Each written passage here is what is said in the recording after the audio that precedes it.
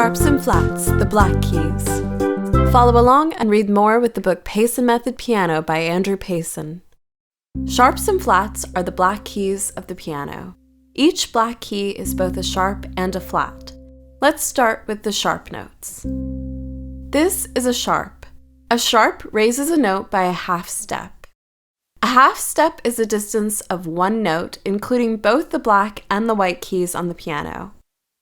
Here is F.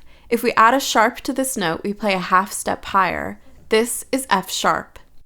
Notice that I am playing one note higher, and I'm including both the black and the white keys.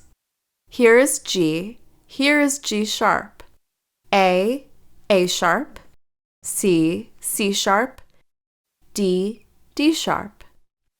Now that we've taken a look at sharp notes, let's examine flat notes. This is a flat. A flat does the opposite of a sharp. Where a sharp raises a note by a half step, flat notes will lower a note by a half step. That means you will play one note lower. Remember that we include both the black and the white keys on your piano. Here is G. If we add a flat, we play a half step lower. This is G flat. Here is A. Here is A flat. B flat. D flat. E flat. As you can see, every black key is both a sharp note and a flat note. For instance, this key is both F sharp and G flat.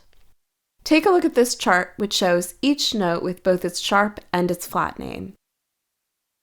If you like this video, be sure to like and subscribe. For free resources, visit paysonmethod.com.